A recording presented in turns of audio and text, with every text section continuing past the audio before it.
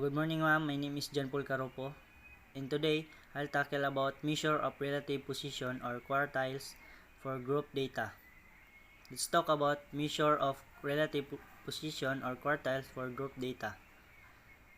The measure of relative position or conversion of value usually standardized test score to show where a given value stands in relation to other value of the same groupings. The most common example in education is the conversion of scores on standardized tests to show where a given student standards in relation to the other students of the same age, grade level, or etc.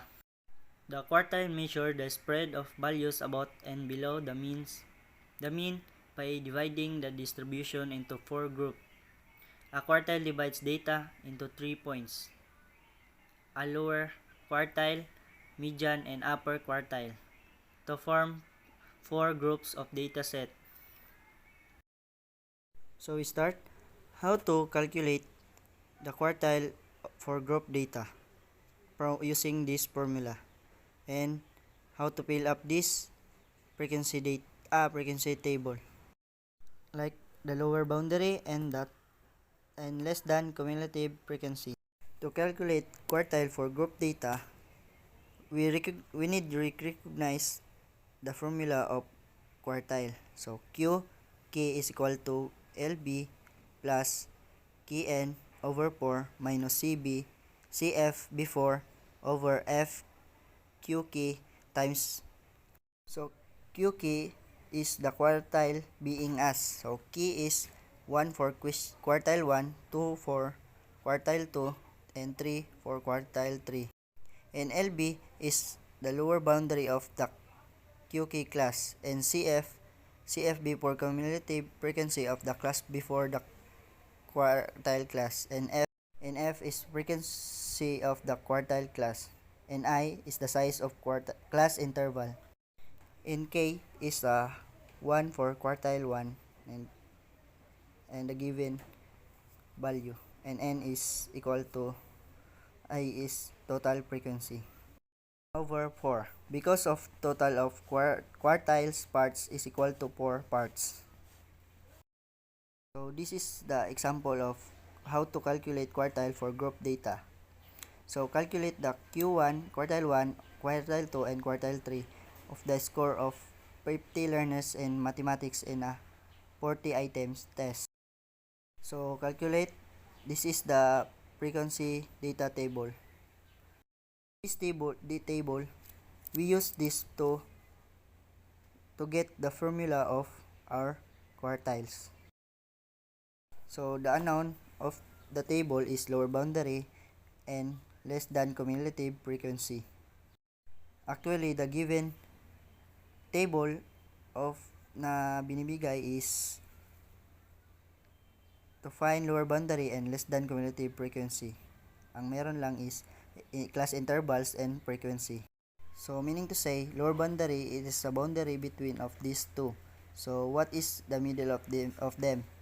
Diba it is 0.5. So meaning to say, boundary of the 35 and 36 is 0.5. So this is how to find the boundary. So that is 35.5. That is the lower boundary of 36 to 40 class interval. Same process of 31 and 35. So 31 to 35 is 30.5, and so on to the lowest.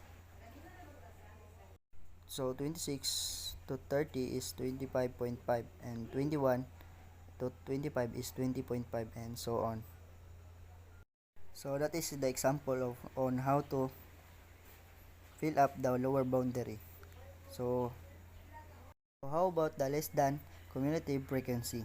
First thing first is the total of frequency that given is n equals to 50. Then next is the class interval. So I equals to 5. So how can I get the class interval?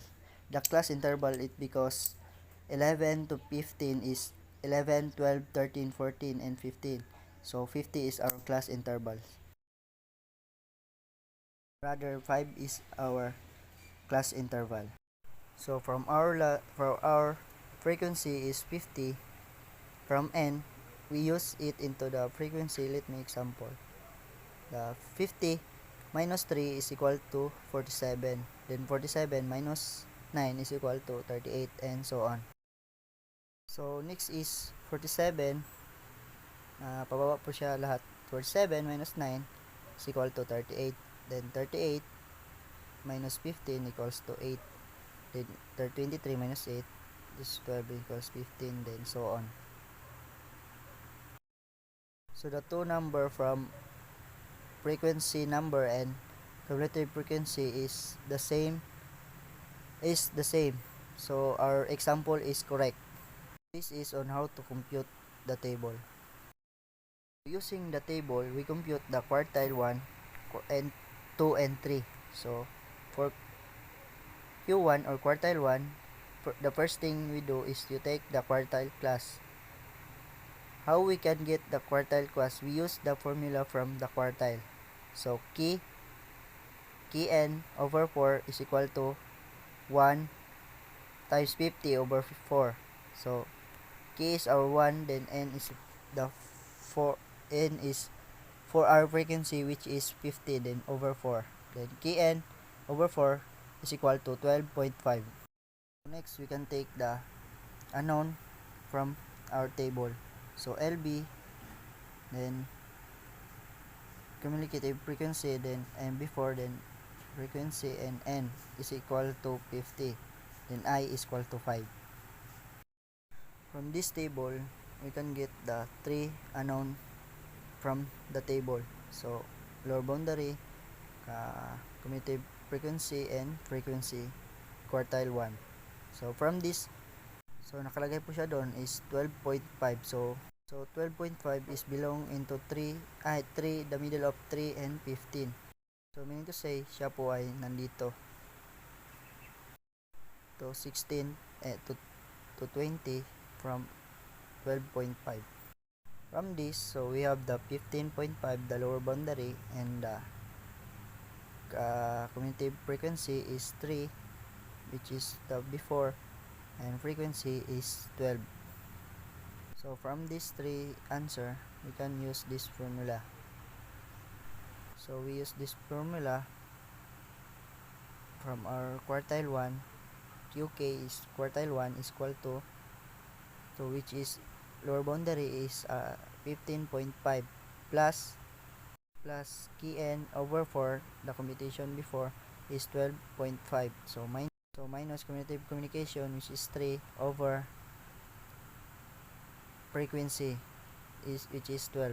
So times class interval.